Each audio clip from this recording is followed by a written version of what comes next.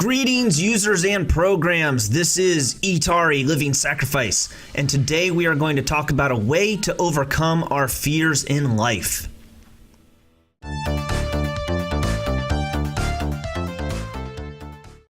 If you are anything like me, there have been many times in life where I have been in extremely uncomfortable situations that were completely unfamiliar to me, and my brain went into overdrive. The best way I can think to describe it is my mind starts racing, and it feels like my brain just starts firing off at 1,000,000 miles a minute, and at the same time, not really making any conscious decisions. Our animal instincts take over, and our fight or flight responses are triggered. Our heart starts to race. Our temperature rises. We start shaking, and 1,000 other things start happening to us that we don't seem to have any control over. And bam, next thing you know, we start reacting instead of acting. So how do we overcome these situations?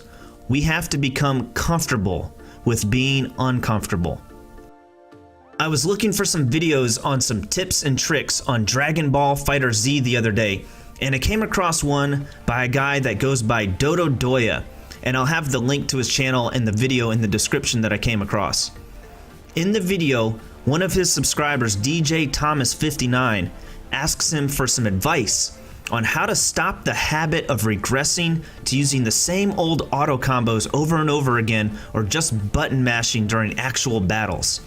DJ Thomas goes on to say that while he is in practice mode, he is able to do more than just the basics, but once he gets into an actual fight, he immediately regresses back to his old reliable habits. DotoDoya explains that in games we are extremely familiar with, there is not a lot of things that can cause us stress. We have practiced to the point where no matter what is thrown at us, we know our character's moves and abilities and the best way to react. We have a plan of action, and we're able to adapt to the situation and don't really get too stressed out or anxious about it because we're familiar with so many of the different outcomes. For most people, fighting games are an experience in extreme stress. When we are new to a game like this, we are thrown into an extremely stressful situation without knowing what we want to do, much less how to accomplish it. DotoDoya goes on to explain that yes, we can spend a lot of time in the practice mode, but in the end, there is no substitution. There is no substitution for real-world experience. You must practice in actual matches and put yourself in those stressful situations. The more we put ourselves in those situations, the more familiar we become with them. The more familiar we become with them, our minds and our bodies get used to the situations, and the more we learn how to handle them and stop reacting and reverting to just button mashing. The more comfortable we become at being uncomfortable, the less stress and anxiety we will have over time. Here's a fun story. I travel quite a bit, and every so often I'll find myself on an airplane with a celebrity. One of the first encounters I remember was I was boarding a plane coming home from Cabo, Mexico, and on our connecting flight, one of the original Ghostbusters, Ernie Hudson, was sitting there on the plane. First of all, I knew I recognized him, but my brain just couldn't connect the dots of who he was in the context of my environment. My mind started racing and struggling to make the connection, and thank God he is such an awesome guy, because he could see my facial expression and immediately smiled at me and looked like he was kind of embarrassed actually at being recognized, and reached out to shake my hand and said hello to me. The second he spoke up, the sound of his voice triggered everything in my brain, and I immediately started to connect the dots. I have no idea what I actually said to him, but the way I remember it was I said the most stupid and ignorant thing that popped into my head, like, "Wow man, it's such an honor to meet you. Do a lot of people still recognize you? Because I'm kind of geeking out right now." Do a lot of people still recognize you? Do a lot of people still recognize you? Oh my God, did I really just say that to him? Of all the things I could have said, I had to freaking insult the dude. He was like, Yeah, people still recognize me, and I like to believe he completely took it the way I meant it instead of the way it came out. But Ernie, if you ever hear this story, I apologize 1,000 times for my uncouthness. You are the man, bro. Since then, I've had a couple other encounters with celebrities, and every time it happens, I get a little bit better about handling it. Most recently, I got a chance to meet Weird Al, and thank God I knew I was going to meet him beforehand, so I was able to put together a plan of what to say and questions to ask, so it wasn't the disaster that meeting Ernie Hudson was. What are some situations that you find yourself anxious about? Maybe it's striking up a conversation with a stranger. Maybe it's asking a girl for her phone number, performing an act on stage. One of the most common situations I see people absolutely freak out about is public speaking, so let's use that as our example here. This will be easy for me to talk about because it's one that I really struggled with myself. The reason most of us have such a fear of public speaking is because most of us don't really have an opportunity to practice it, and then when the situation actually comes up, we freak out. What if they ask me to give a best man's toast at my friend's wedding? What if when my band gets on stage, I choke? What if I'm called on at work to come up front and give my opinion or explain the company's situation in front of everyone? The biggest thing I need you to take away from this is no matter the situation, I believe in you and your power to overcome that fear. Put yourself in those situations that terrify you as often as possible. To start out, practice in practice mode.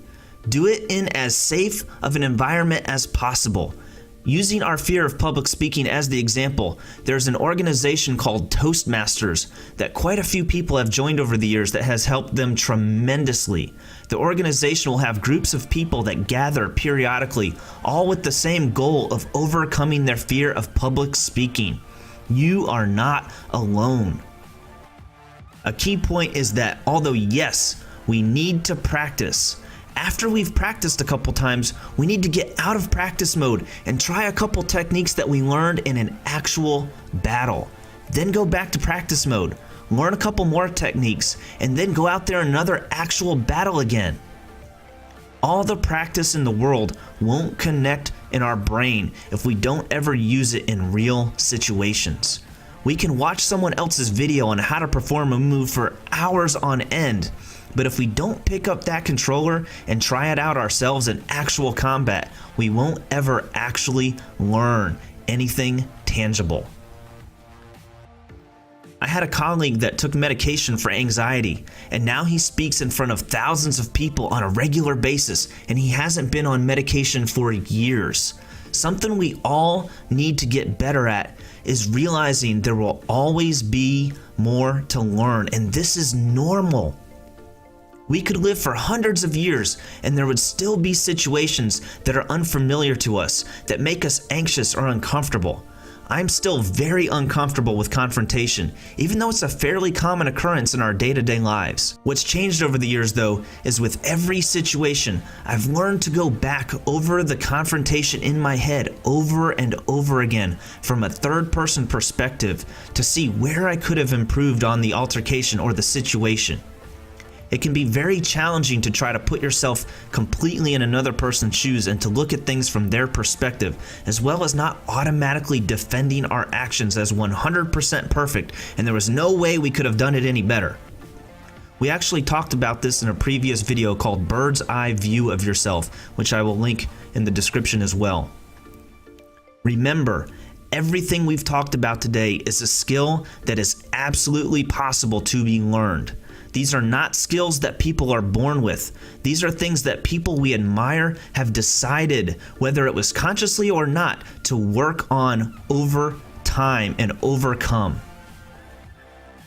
I remember seeing a video of Jimmy Fallon when he was first starting out on Saturday Night Live, and he was doing a monologue of some sort, and oh my God was he nervous. He was shaky. His voice was cracking from nervousness. It must have been one of the hardest things he had ever done up to that point in his life, and it was all live. Now he's one of the best late night talk show hosts I have ever seen, and he's become so comfortable with being uncomfortable that we watch him now and think he was naturally born with this skill. You matter. I believe in you. I've seen people overcome crazy things in their life, and they are just normal human beings like you and me.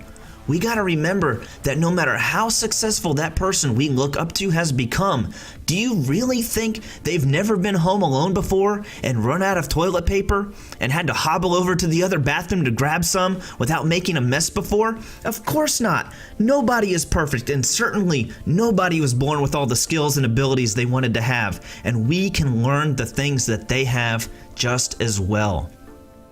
If this video helps one fellow gamer adapt their way of thinking and grow into the type of person that they have always dreamed of becoming, then my time has been well spent. If this video has helped you in any way, then help your fellow gamers out and share it with them.